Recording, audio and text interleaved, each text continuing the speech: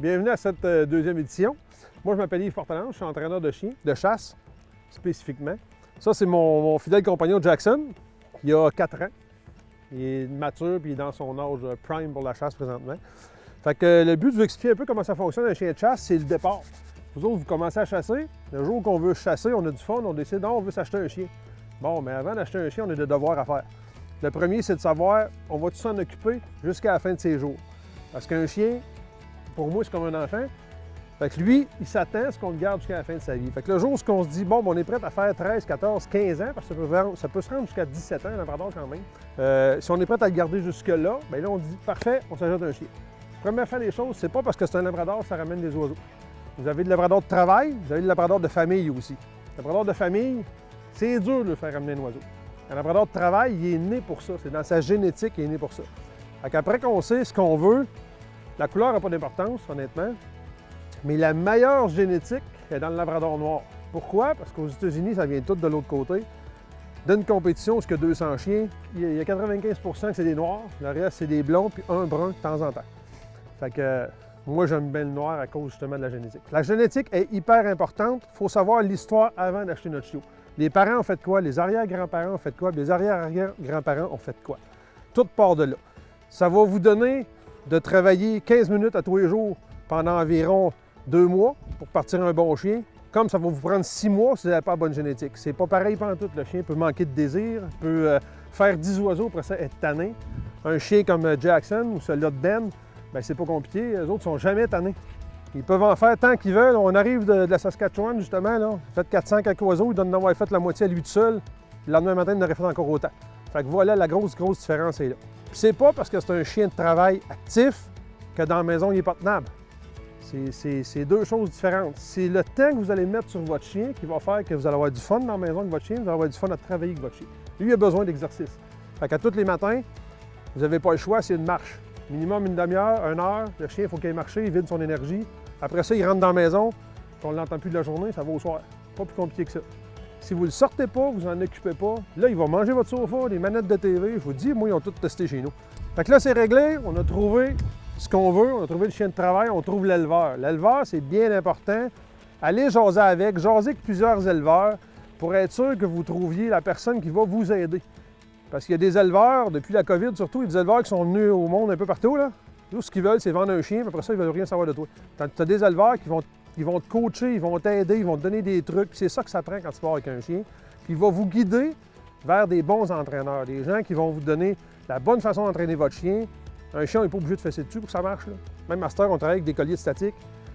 Puis ça, c'est pas vrai que c'est une mauvaise outil si on ne sait pas s'en servir, mais si on sait bien s'en servir, c'est le meilleur outil qu'on peut pas avoir. Fait que, il va vous guider, il va vous aider comment entraîner votre chien, comment faire un bon chien de chasse, un bon chien stable. Puis l'important, le plus important, avant même d'y lancer un bumper, c'est que le chien, son obéissance doit être sa coche. On ne veut pas tirer un coup de feu puis voir le chien partir puis foncer des oiseaux. Parce qu'à tous les ans, il se tue 1 à 2 chiens par année par des coups de feu.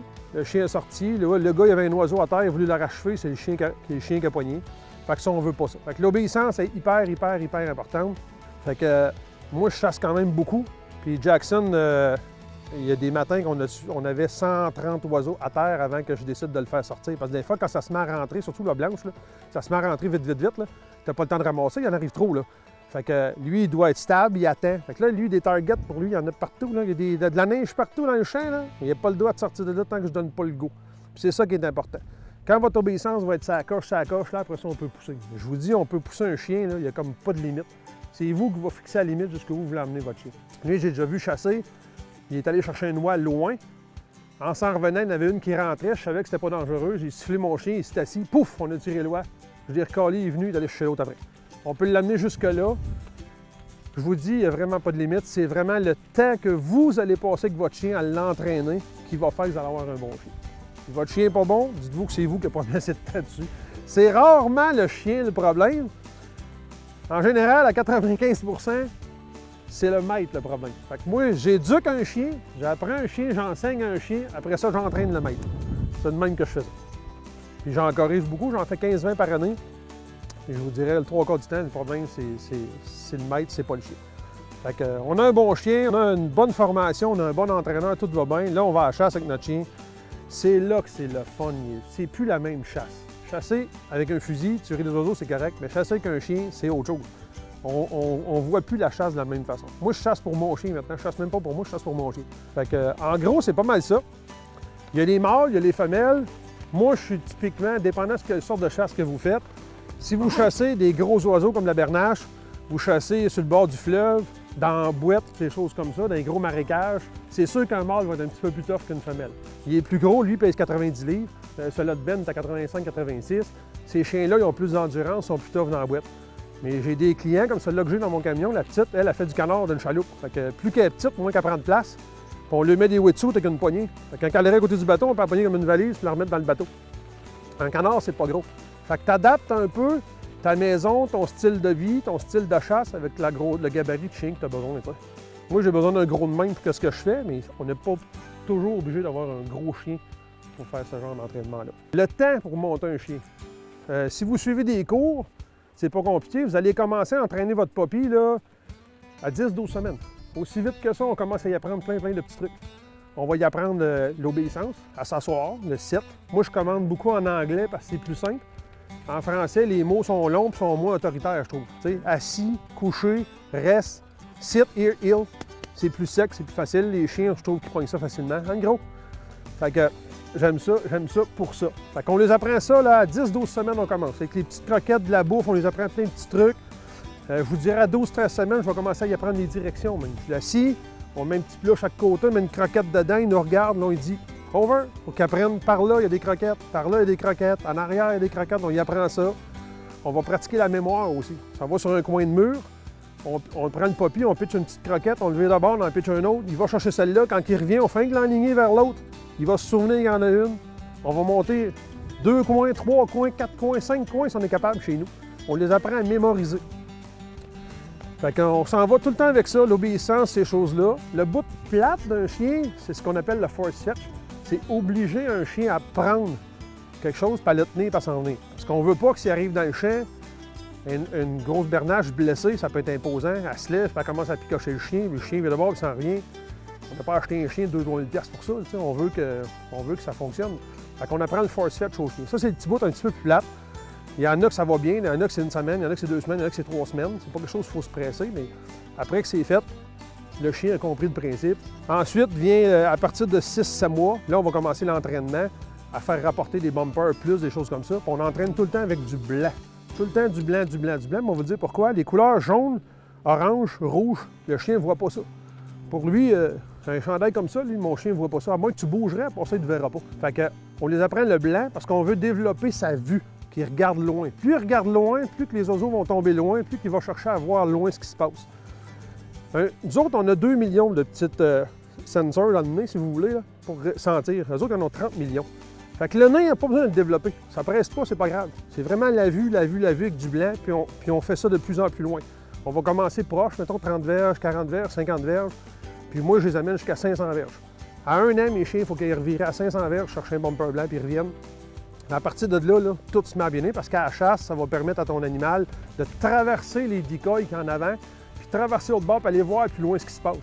Fait que si ton chien n'a pas appris à monter loin, bien lui, mec, arrive dans le setup, il va chercher là-dedans les oiseaux morts.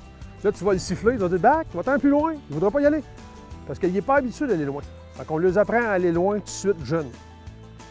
Fait qu'après ça, c'est ça qu'on fait. On entraîne, on les apprend les directions. Les directions, c'est une chose qu'on les apprend aussi parce que je vous donne un exemple. Il y a un canard tombé dans le champ de bledin dans notre botte. Toi, tu sais il est où, lui, il ne l'a pas vu tomber. On appelle ça un blind dans notre langage. Fait que tu vas diriger ton chien. On a un langage, on envoie le chien, on le dirige, il part à bonne place, on le siffle, on l'arrête, puis là, on va le diriger. On peut le diriger à gauche, à droite. On peut le diriger au 45, ce bord-là, 45 ce bord-là. On peut faire un 5 degrés. 5 degrés ce bord-là, 5 degrés ce bord-là, plus un bac. Fait que si je veux, je peux tasser mon chien par petite coche. Comme je peux le tasser d'un coup par là, comme je peux le tasser bien comme il faut par là. Fait que je vais guider mon chien tout le long dans le champ, qui se rend jusqu'à l'oiseau. Puis ça, il n'y a pas de distance tant que ton chien te voit. Lui, quand il ne voit plus rien, bien, je prends un décoil. Je prends un appôt blanc, du doigt blanc, quelque chose comme ça. Puis là, je lâche un cri bien fort, j'attends 1 seconde, 2 secondes, puis là, je fais le mouvement, le temps que le son se rende. Au lac Saint-Jean, l'année passée, il me faisait en moyenne, je vous disais, bien, en 4 jours, on a fait 245 oiseaux en 4 jours. Puis il les a toutes faites seuls. Puis le lendemain matin, il est encore frais et dispo. Parce qu'il est dans la bonne génétique, il a un bon entraînement, puis il a la forme physique. Faut pas que ça aille trop gras. Lui, il pèse 90 livres, puis hey, here, sit. T'sais, le chien, quand il se tourne, il faut qu'on soit capable de voir ses côtes. Fait que lui, là, il est pas gras. Ouais, il est pas gras, c'est parfait. Il a une shape athlétique, c'est ça qu'on veut. OK, canon. On voit souvent les labradors, ils ont l'air des tuyaux de poil. Bien, en étant gros comme ça, c'est là que les gens vont dire « Ah, mon chien a de la dyslexie de la hanche ou des problèmes de coude. » Ben, c'est un surpoids, c'est comme l'humain. Je pèserais 500 livres, je pense pas que je me rendrais à 70 ans. Hein. Ben, le chien, ça me faire. Surtout qu'on le fait travailler. On le fait charrier des oiseaux, il va travailler dans le labour, dans la terre gelée, ces choses-là, c'est plus difficile pour eux autres. Puis il y a aussi le collier statique que je vous ai touché tantôt, un petit mot là-dessus. Ça, c'est à peu près la plus belle outil qu'il n'y a pas. C'est que bien des entraîneurs encore au Québec qui ne savent pas comment ça marche. Ils pensent qu'à chaque fois qu'on pèse sur le piton, on le fait mal, il faut que le chien écoute. C'est pas ça. Un collier statique, moi je travaille le renforcement positif, c'est des cours que j'ai chez vous aux États-Unis. Le renforcement positif, dans le fond, là, c'est quand tu as ta laisse, ton chien, tu 17, tu tires sa laisse qui s'assise, on veut créer la même tension dans le cou que la laisse va créer. Fait que dans le fond, là, c'est juste de dire, moi, quand ils sont tout petits, à 14 semaines, ils ont le collier statique dans le cou avec moi. Là. À 14 semaines, ils ont le collier statique. Il est bas, puis il y a une différence de correction. Là, il y a 24 corrections possibles là-dessus. C'est juste de dire, assis-toi, puis tic, touche au petit piton. Là, il sent que, hop, j'ai touché, il a senti un petit quelque chose dans son cou. Ce qu'on veut, c'est juste un inconfort qui semble. On ne veut pas que le chien crie. Si le chien fait, oh, pas là, notre collier, il est beaucoup trop élevé. Puis la façon de l'ajuster, c'est simple. Moi, j'y mets, j'attends qu'il dorme. Quand il dort, je le mets bas, puis je pèse sur mon piton, puis j'ajuste. À un moment donné, il se lève la tête, puis il me regarde. Oups, il vient de sentir quelque chose parce qu'il s'est levé, j'ai créé une distraction. Là, il vient de comprendre que... Moi, je viens de comprendre que c'est ça la correction. Fait que c'est à partir de là où je vais travailler. Ça nous permet de parler à notre chien quand il est rendu à 400 verges. Je me sers même du bip-bip dessus. Quand c'est le call de retour, on sert même du son. Tu as le son là-dessus, tu as une lumière dans le champ qui est bien fun, puis tu as différentes tensions. Fait que ça, il y a beaucoup de monde encore qui n'aiment pas ça. C'est parce qu'ils ne savent pas comment ça fonctionne. Ça a été mal enseigné aussi.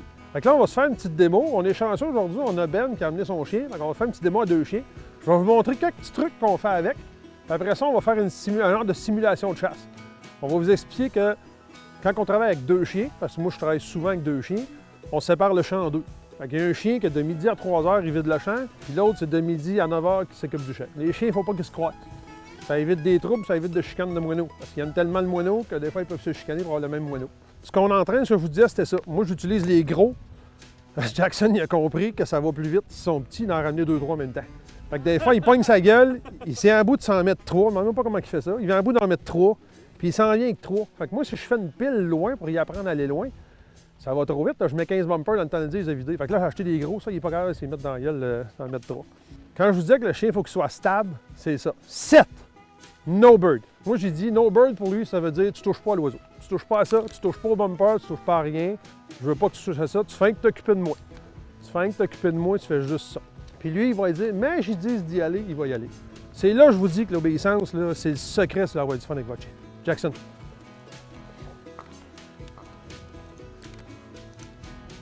Here.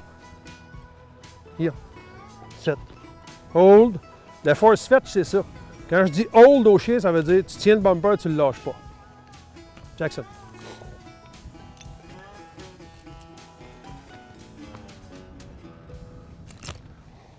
Heel.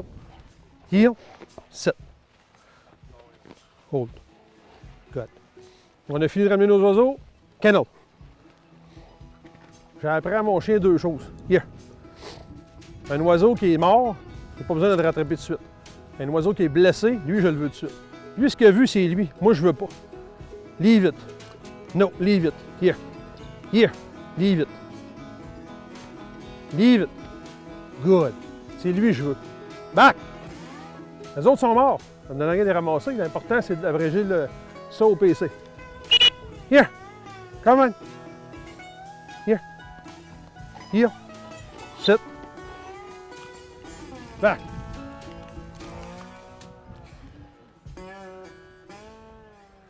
Here. Sit. Back. Ça, je vous dis des heures entraîner un chien, là. Ça, c'est 5 jours sur 7 pendant 2 ans. Lui est porté à aller chercher le dernier oiseau qu'il a vu tomber. Tu sais? Moi, c'est moi qui veux décider quoi l'oiseau qu'il ramène. 7. Ben va aller à côté de son chien, puis là, on va travailler à 2 chiens. On va faire comme si on était à la chasse, vous êtes dans une cache, pas plus compliqué que ça. On vient de tirer des oiseaux, mais nous autres, c'est pas nous autres qui les lancent, on a des machines dans le champ. C'est des machines qui servent à entraîner les chiens. Fait que là, on va séparer notre champ en deux. Ben va ramasser sur ce côté-là, moi je vais ramasser sur ce côté-là. Il va y avoir un dernier, c'est un vrai oiseau qui va sortir. On a des machines comme la dernière, c'est un winger qu'on appelle, ça lance des vrais canards. Fait que le dernier, ça va être un vrai canard. Vu que c'est sa machine, c'est son chien qui tire, on est chanceux, Ben est là, on va le laisser à son chien.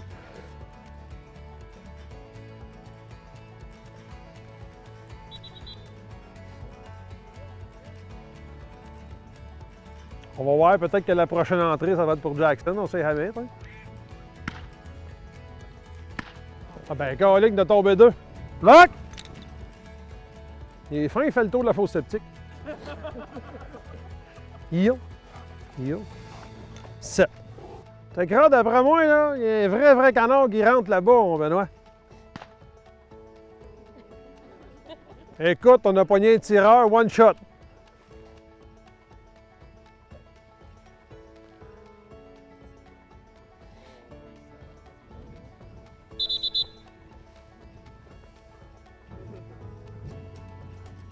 Fait que vous voyez, c'est ça, travailler à deux chiens. C'est chacun notre tour, puis on sépare le champ en deux. Des fois, il y a des matins, ça tombe plus sur un bord, bien tant mieux pour celui-là. Puis notre chum à un côté peut nous dire, bien là, donne-moi un coup de main parce que le mien est brûlé. Fait que là, on y va à deux. Mais en général, on travaille à deux chiens comme ça. En gros, c'est pas mal ça, mon ami.